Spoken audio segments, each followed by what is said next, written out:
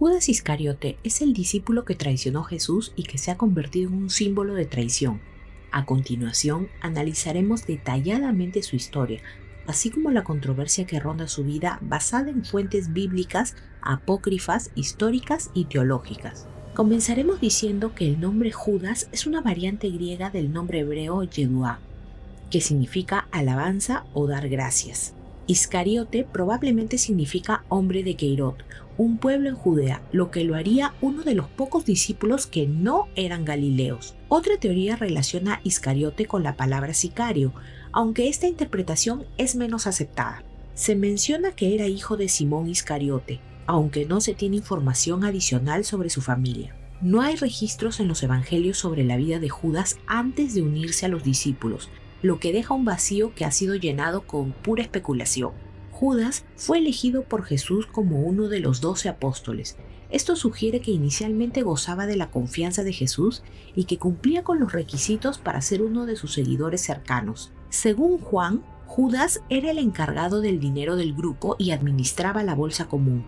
Sin embargo, este pasaje también lo acusa de robar de esa bolsa, lo que arroja dudas sobre su carácter. Según los 4 evangelios canónicos, Judas guió a los guardias que arrestaron a Jesús hasta el lugar donde lo encontraron. Les indicó quién era besándole. Por su traición fue recompensado con 30 piezas de plata. Al poco tiempo, Judas se arrepintió de sus actos, intentó devolver las monedas a los sacerdotes que se las habían dado, y al no aceptarlas, estos las arrojó en el templo. Según el Evangelio de Mateo, luego, desesperado de la magnitud de su situación, se suicidó ahorcándose en un árbol. Según otra versión, específicamente la de Hechos de los Apóstoles, Judas compró un campo con el dinero que obtuvo gracias a su traición, pero se cayó de cabeza y se reventó en medio, y todas sus entrañas se derramaron, por lo que aquel campo fue llamado en su lengua Aceldama, que quiere decir campo de sangre. Este relato parece contradictorio con el de Mateo, lo que ha llevado a debates sobre si ambos son simbólicos o reflejan tradiciones diferentes. Los evangelios no son completamente claros sobre las razones detrás de la traición. Según Mateo, sugiere que Judas traicionó a Jesús por 30 piezas de plata, una cantidad simbólica en la tradición judía, ya que según el Éxodo menciona que este es el precio de un esclavo. Según el Evangelio de Juan, indica que Satanás entró en Judas durante la última cena, sugiriendo una influencia demoníaca. Algunos teólogos han propuesto que Judas podría haber tenido una motivación política, esperando que la detención de Jesús obligara a este a revelar su poder como el Mesías y liderar una rebelión contra Roma. Un dato interesante es que el pago de las 30 piezas de plata cumple una profecía del Antiguo Testamento, específicamente la de Zacarías, que menciona este monto como el precio de un pastor traicionado. Algunas versiones alternativas de las narraciones de hechos y dichos de Jesús no fueron aceptadas por las primeras iglesias cristianas o no se difundieron entre ellas. Del mismo modo, surgió la necesidad de completar, explicar o interpretar los relatos evangélicos recibidos. Estos textos son llamados evangelios apócrifos, palabra que en un principio indicaba su carácter secreto y luego tomó una connotación actual de falsedad. Si bien el contenido histórico de los apócrifos es escaso, los estudios más recientes encuentran en ellos algunos datos importantes y los valoran como testimonios de las creencias cristianas más antiguas. La figura de Judas despertó gran interés entre los redactores de los textos apócrifos. Por un lado, se trataba de mera curiosidad acerca de un personaje elegido por el propio Jesucristo, convertido en traidor.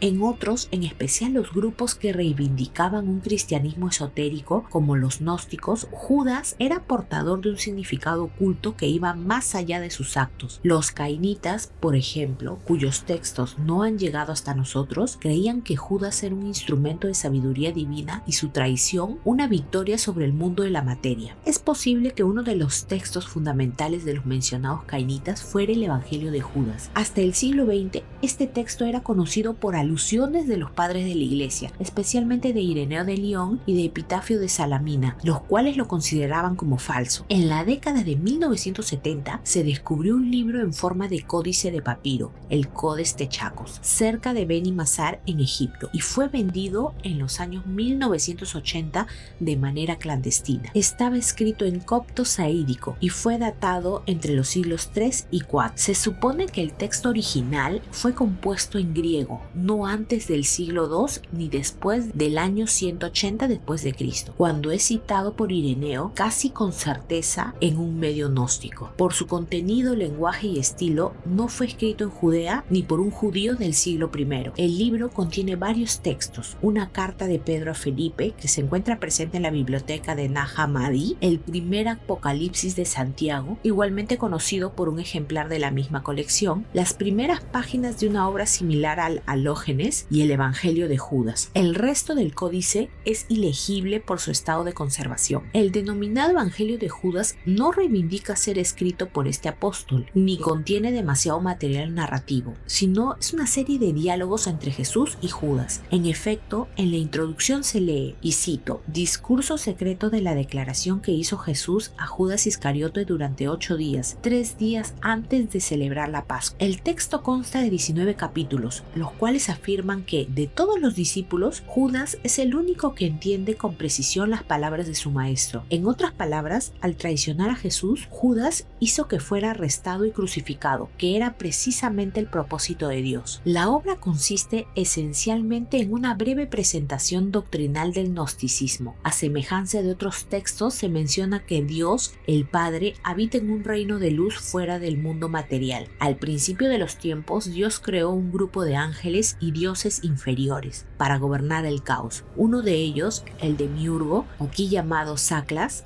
crea un cuerpo físico para Adamas, el primer hombre Adán. Alejada de sus orígenes divinos, la humanidad cree que el universo físico imperfecto es la totalidad de la creación, perdiendo su conocimiento de Dios y el reino imperecedero. Jesús fue enviado como el Hijo del Dios verdadero con la misión de mostrar el camino interior de la salvación. El texto hace énfasis en el rechazo a los sacrificios, la Eucaristía y el martirio. Sin embargo, 11 de los discípulos no entienden las enseñanzas de Jesús, pues están obsesionados con el mundo físico. En contraste, Jesús le enseña a Judas el verdadero significado de su misión. La humanidad, declara, se divide en 2 razas. Quienes están dotadas del alma inmortal pueden llegar a conocer al Dios de la luz y entrar en el reino imperecedero cuando mueran. Aquellos que pertenecen al mundo material morirán tanto física como espiritualmente. El Evangelio de Judas termina bruscamente con una breve nota en la que se cuenta que Judas recibió algo de dinero y entregó a Jesús a los soldados que habían ido a arrestarlo. Hay una frase clave sobre el final del manuscrito, la única alusión al hecho por el cual la tradición cristiana ha condenado a Judas. En este párrafo Jesús declara, pero en cuanto a ti, es decir a Judas, tú harás más que todos ellos, pues ofrecerás en sacrificio al hombre que me sirve de envoltura carnal. Incidentalmente, esta frase es citada por Ireneo de León,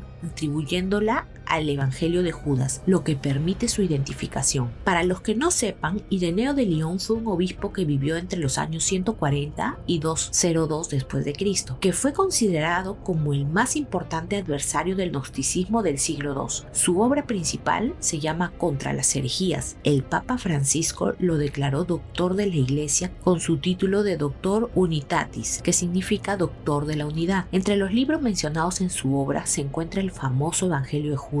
Parte de lo que indica Ireneo serían escritos falsos y mentirosos y tratan de limpiar la imagen de Judas. Incluso fue su obra Contra las herejías lo que ayudó a identificar mejor el Evangelio de Judas, ya que una de las frases que menciona en su libro se encontró en plena restauración del Evangelio. Los críticos de este Evangelio apócrifo señalan que dicho documento nunca perteneció al canon bíblico, puesto que no fue aprobado por la Iglesia primitiva desde sus comienzos, dado que esta era la comunidad que conocía con certeza los libros que tenían la autoría apostólica. Ahora, ustedes estarán preguntando por qué algunos libros eran aceptados dentro del canon y otros no. El primer criterio que usaba la iglesia primitiva para aceptar un libro dentro del canon bíblico es que haya sido escrito por los contemporáneos de Jesús y de los apóstoles, siendo esta la principal norma. El Evangelio de Judas queda automáticamente excluido, ya que este fue escrito más de 100 años después de la muerte de Jesús, de sus apóstoles y de sus contemporáneos. El segundo criterio a considerar es que se haya usado y citado por cristianos de los primeros siglos, de manera que estos le hayan tenido la reverencia debida como un libro inspirado, es decir, que toda la comunidad lo conociera y por consiguiente avalado como tal. Hay que hacer notar que algunos libros contemporáneos no cumplieron estos criterios a pesar de su uso entre los primeros cristianos. Por ejemplo, todos los biblistas hablan de un primer evangelio de Mateo escrito en arameo. Ya sabemos que todos los libros del Nuevo Testamento fueron escritos en griego. Bueno, a este primer evangelio lo llaman proto-Mateo, que significa que incluso se considera fuente que influyó en la redacción de los 3 evangelios sinópticos, es decir, Marcos, Mateo y Lucas, y que sin embargo no pertenece al Nuevo Testamento. Había también otros escritos llamados logias o logia Jesu, que encerraban una colección de dichos de Jesús y que eran importantes pero no considerados como inspirados. El Evangelio de Judas entra en la categoría de los escritos pseudoepígrafos, que significa falsamente atribuidos. Esto significa que realmente no fue escrito por el autor a quien se le atribuyó. El fragmento conocido como el Evangelio de Judas fue editado en el 2006 por un grupo de expertos con el auspicio de la National Geographic. Según la hipótesis planteada por este equipo editorial y ampliamente difundida por los medios, el texto presenta una interpretación alternativa de la traición a Jesús por parte de Judas, uno de los apóstoles. En efecto, al entregar a Jesús, lo que se relata en los párrafos finales es que Judas habría sido el único de sus discípulos que realmente entendió el mensaje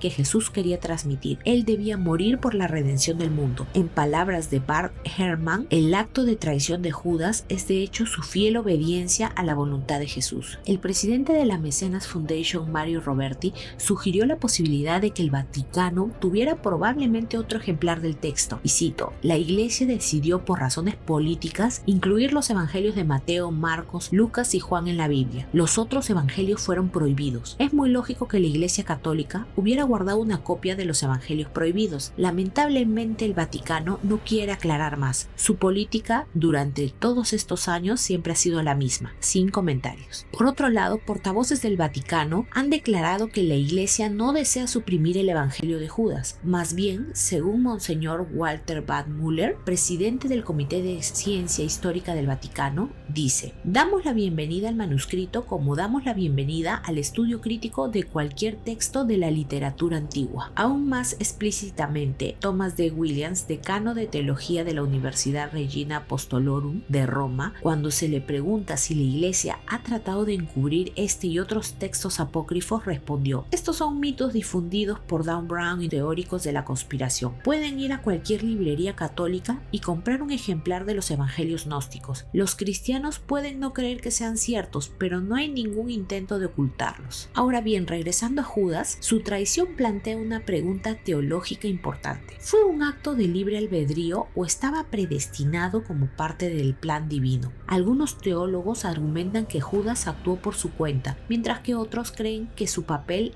era esencial para el cumplimiento de las Escrituras. En algunas interpretaciones, Judas es visto como un mal necesario para la redención de la humanidad, ya que su traición condujo al sacrificio de Cristo. Pero este no es el único evangelio que contradice la historia contada por los 4 principales evangelios. En el Evangelio de Bernabé, que es un apócrifo tardío que data del año 1500, se indica que fue Judas, no Jesús, quien fue crucificado. Esta obra afirma que la apariencia de Judas se transformó a la de Jesús, cuando el primero, por traición, condujo a los soldados para arrestar a su maestro. Esta transformación fue completa de modo que los discípulos y hasta María, la madre de Jesús, creyeron que crucificaban al verdadero Jesús. Este, sin embargo, había sido arrebatado hacia el cielo. El Evangelio continúa contando que 3 días después del entierro, el cuerpo de Judas fue robado de su tumba y se difundió el rumor de que Jesús había resucitado de entre los muertos. Al oír esto, en el tercer cielo, Jesús pidió a Dios que lo enviara de regreso a la tierra. Así sucedió y se mostró ante su madre y sus discípulos, a quienes les reveló lo sucedido.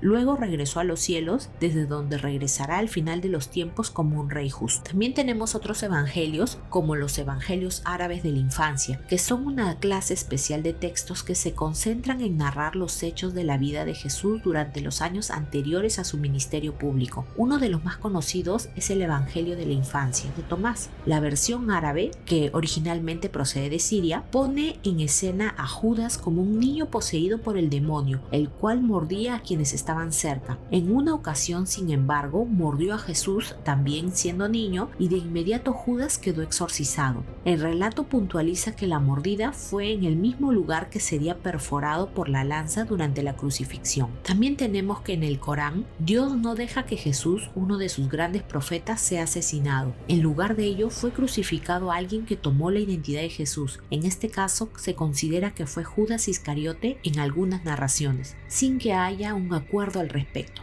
Lo que no se puede negar es que Judas ha sido un tema recurrente en la literatura, en el arte, la música, el cine. Por ejemplo, tenemos que en la Divina Comedia de Dante Alighieri, Judas ocupa el lugar más bajo del infierno, donde es eternamente devorado por Lucifer. En la pintura de la Última Cena de Leonardo da Vinci, Judas es representado como un rostro sombrío y alejado del resto de los apóstoles. Y en musicales como Jesucristo Superstar, Judas es retratado como un hombre conflictuado y víctima de las circunstancias. En menciones más recientes tenemos a Judas and the Black Messiah del 2021, que aunque no aborda a Judas directamente, el título hace referencia al concepto de traición, con William O'Neill, el informante del FBI, traicionando a Fred Hampton, líder de las Panteras Negras. Esta película ganó gran atención crítica y llevó a discusiones sobre las analogías históricas de Judas como figura de traición. También tenemos a Lady Gaga, que lanzó la canción Judas en 2011, que permanece relevante como una explosión metafórica de la traición y el conflicto emocional, con referencias directas al personaje bíblico. En el ámbito político y social, el nombre de Judas se utiliza como sinónimo de traidor.